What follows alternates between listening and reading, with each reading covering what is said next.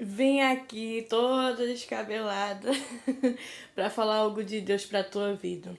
A gente somos tendencioso, né? Muitas das vezes quando alguém libera o perdão em casos gravíssimos, a gente pensa assim: poxa, aquela pessoa é boba.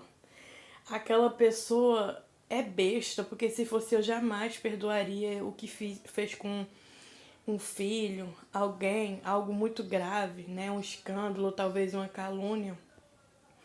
Porém, eu comecei a analisar que bobo e besta somos nós. Que muitas das vezes somos tendenciosos a pensar isso do próximo quando a gente vê alguém liberar amor, perdão sobre aqueles que não merecia. Mas você parou para analisar que nem eu e você merecia?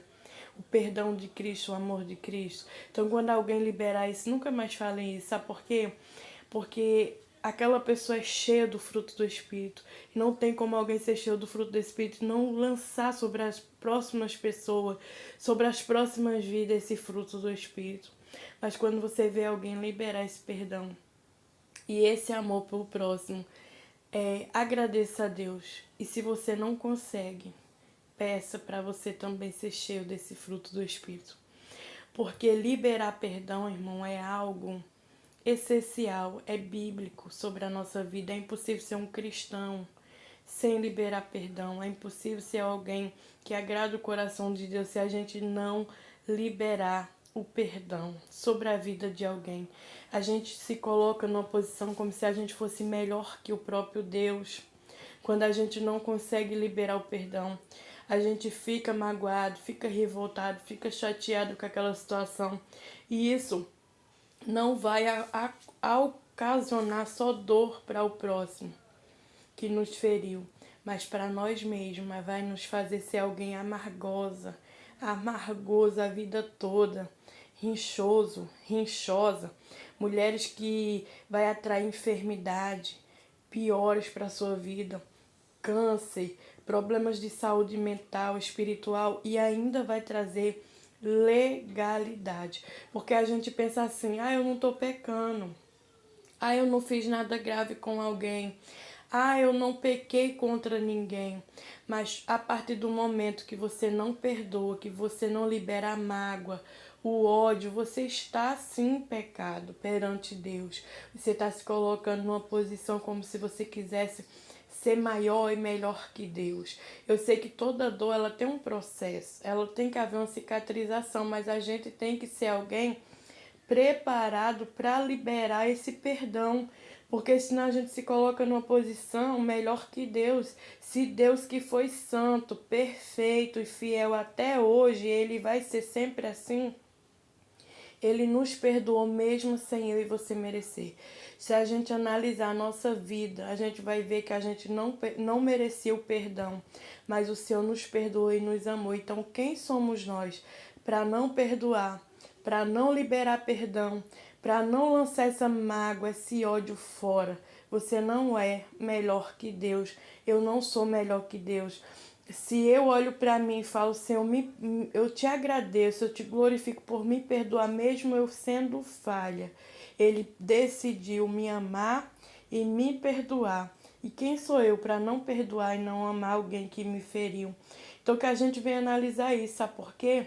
Porque a gente acha que o que traz legalidade do inimigo para dentro da nossa casa, para agir, para fazer arruaça dentro da nossa casa é só pecados graves, mas não. Quando você não perdoa, quando você não libera a mágoa, o ódio, você atrai sim legalidades malignas para dentro da tua casa. Sabe por quê? Porque Satanás vai olhar para você e vai ver que tem brechas para entrar e fazer arruaça dentro da tua casa.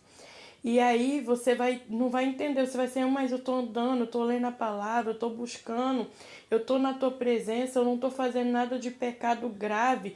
Porém, você não se atenta para essas pequenas coisas que passou na tua vida, você não superou, você não perdoou, você não abraçou, você não liberou perdão e não entende. Porque muitas das vezes, se a gente não analisar a nós mesmos, a gente vai passar por coisas e não vai entender, né? E aí o interessante é que você venha se analisar. Eu não posso te analisar, eu não posso te julgar, Ninguém pode te julgar, mas você mesmo pode parar e falar: Espírito Santo de Deus, me mostra onde eu preciso voltar e consertar.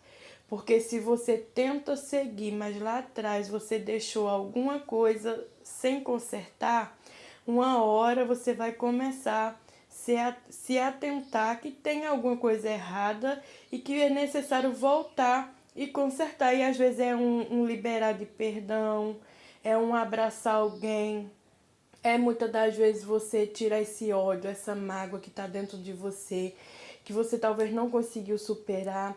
Se você não consegue só superar orando, buscando a Cristo, procure, né, ajudas psicológicas para poder tratar esse trauma lá de trás. Tem pessoas que falam: eu sou cristão, né, mas passou por algumas situações difíceis, como talvez um abuso, ou alguém levantou um falso testemunho, ou alguém se levantou contra a sua vida e você não conseguiu liberar o perdão.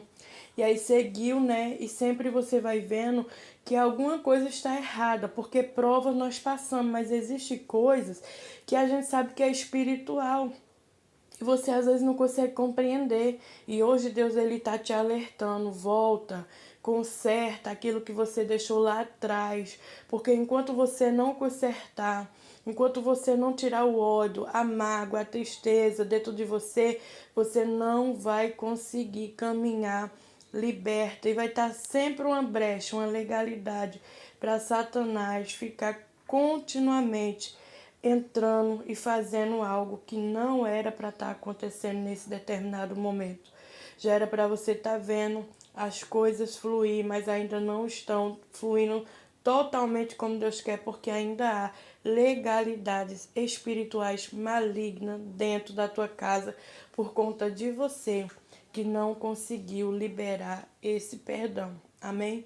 Que Deus venha falar ao teu coração, que você venha voltar atrás, mesmo que você fale: essa pessoa não merece, eu também não mereci o perdão. Essa pessoa que errou comigo, mas eu que tenho que ir até ela, às vezes é necessário a gente demonstrar o amor e o perdão para que aquela pessoa possa ver Cristo em nós, tá bom? Então que Deus te abençoe, que essa palavra do Senhor ela venha falar contigo, que esse alertar de Deus venha, né, despertar você, que às vezes não entende por que as coisas não estão fluindo, às vezes é simplesmente por causa dessas coisas que eu já falei e que é necessário voltar, consertar para poder você seguir em frente, tá bom? Que Deus te abençoe, que Deus te dê estrutura para que você venha fazer acontecer na tua vida tudo aquilo que Deus tem para a tua vida, porque às vezes nós somos o impedimento para viver grandes vitórias na nossa vida. Amém?